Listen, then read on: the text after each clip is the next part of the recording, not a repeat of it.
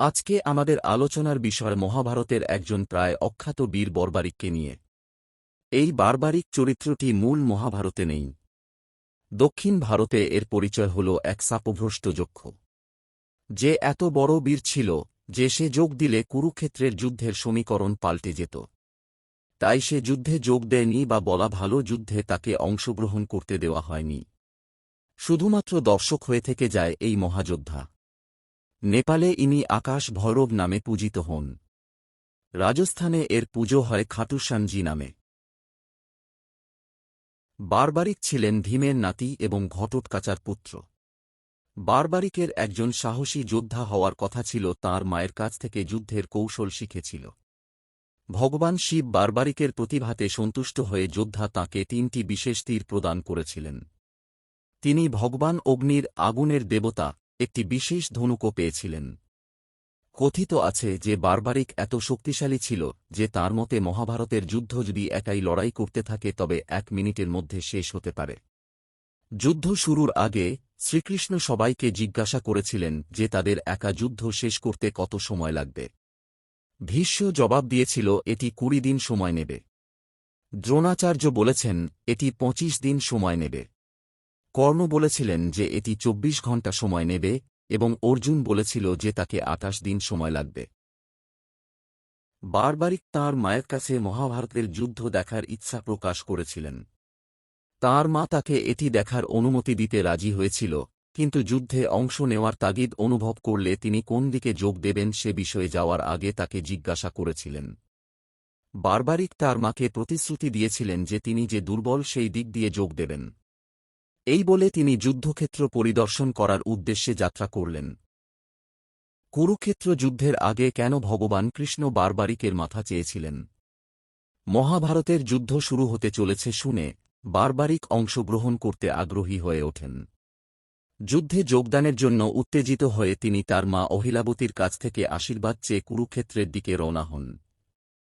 পথে তিনি তার পিতা ভীমের সাথে, পাণ্ডবদের সাথে এবং ভগবান কৃষ্ণের সাথে দেখা করেন।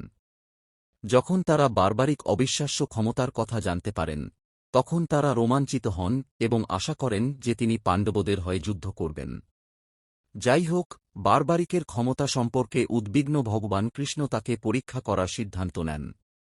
ভগবান কৃষ্ণ বার্বারিককে একটি আমগাছের কাছে নিয়ে গেলেন এবং তাকে তার তীরের শক্তি প্রদর্শন করতে বললেন, কেবল শুকনো পাতাগুলিকে ক্ষতিগ্রস্ত করে, সবুজ পাতা এবং ডালগুলিকে অক্ষত রেখে। বার্বারিক তার প্রথম তীর ছুঁড়ে সমস্ত শুকনো পাতা চিহ্নিত করে। দ্বিতীয় তীরটি ব্যবহার করার জন্য প্রস্তুত হওয়ার সময় ভগবান কৃষ্ণ গোপনে একটি শুকনো পাতা তার পায়ের নিচে লুকিয়ে রেখেছিলেন। বার্বারিক তার দ্বিতীয় তীরটি ছেড়ে দেওয়ার পর এটি সমস্ত পাতাকে সুরক্ষিত রাখার জন্য চিহ্নিত করেছিল। যখন তিনি তৃতীয় তীরটি ছুঁড়েছিলেন, তখন এটি সমস্ত শুকনো পাতা ধ্বংস করে দিয়েছিল, ভগবান কৃষ্ণের পায়ের নিচের পাতাটি ছাড়া। তৃতীয় তীরটি ভগবান কৃষ্ণের পায়ের চারপাশে ঘুরছিল যতক্ষণ না বার্বারিক বিনয়ের সাথে তাকে তার পা সরিয়ে নিতে বলেন। ভগবান কৃষ্ণ মুগ্ধ হয়ে তার পা সরিয়ে নেন এবং তীরটি শেষ পাতাটি ধ্বংস করে দেয়। পাণ্ডব শিবিরের সকলেই এত শক্তিশালী যোদ্ধাকে তাদের পাশে পেয়ে আনন্দিত হয়েছিল, কেবল ভগবান কৃষ্ণ ছাড়া, যিনি বিচলিত ছিলেন। তিনি বার্বারিককে বলেছিলেন যে যুদ্ধে অংশগ্রহণ করতে হলে তাকে প্রথমে মৃত্যুবরণ করতে হবে। হতবাক হয়ে বার্বারিক ভগবান কৃষ্ণকে প্রশ্ন করেছিলেন, ব্যাখ্যা করেছিলেন যে একজন ক্ষত্রিয় হিসেবে যুদ্ধ করা তার কর্তব্য। বিভ্রান্ত হয়ে পাণ্ডবরা ভগবান কৃষ্ণকে জিজ্ঞাসা করেছিলেন কেন তিনি এমন বক্তব্য দিলেন। ভগবান কৃষ্ণ পাণ্ডবদের সাথে দাঁড়িয়ে আছেন, বিনয়ের সাথে বার্বারিকের কাছে বলি হিসেবে তাঁর মাথা চান। ভগবান কৃষ্ণ ব্যাখ্যা করেছিলেন যে বার্বারিক সর্বদা দুর্বল পক্ষকে সমর্থন করার প্রতিজ্ঞা করেছিলেন, তাই তিনি প্রথমে পাণ্ডবদের হয়ে যুদ্ধ করবেন, কারণ কৌরবদের সেনাবাহিনী ছিল বৃহত্তর। তবে বার্বারিকের অপরিসীম শক্তি দ্রুত কৌরবদের দুর্বল করে তুলবে, যার ফলে তারা দুর্বল পক্ষ হয়ে পড়বে, এবং সেই সময় তিনি তাদের সমর্থন করার জন্য পক্ষ পরিবর্তন করবেন। এই চক্র চলতে থাকবে, যার ফলে তার পিতা ভীম সহ সমস্ত যোদ্ধা ধ্বংস হয়ে যাবে, যতক্ষণ না কেবল বার্বারিক যুদ্ধক্ষেত্রে অবশিষ্ট থাকবেন। এই প্রকাশে পাণ্ডবরা হতবাক হয়ে যান এবং বার্বারিককে জিজ্ঞাসা করেন যে তিনি কি সত্যিই এই পথ অনুসরণ করবেন। কাঁদতে কাঁদতে বারবারিক নিশ্চিত করেন যে তার প্রতিজ্ঞার কারণে তিনি যে পথ দেখিয়েছিলেন তা অনুসরণ করা ছাড়া তার আর কোন উপায় ছিল না। ধর্ম এবং তার শপথ উভয়ের প্রতি তার নিষ্ঠা দেখে ভগবান কৃষ্ণ বাবারিককে এমন পরিস্থিতি এড়াতে তার মাথা উৎসর্গ করতে বলেছিলেন। বারবারিক ভগবান কৃষ্ণ এবং তার প্রতিজ্ঞাকে সম্মান জানিয়ে স্বেচ্ছায় তার মাথা উৎসর্গ করেছিলেন, যুদ্ধের ভারসাম্য অক্ষুণ্ণ রাখার বিষয়টি নিশ্চিত করে। বারবারিক কৃষ্ণকে তার মাথা উৎসর্গ করার পর তিনি সমগ্র কুরুক্ষেত্র যুদ্ধ দেখার সৌভাগ্য লাভ করেন।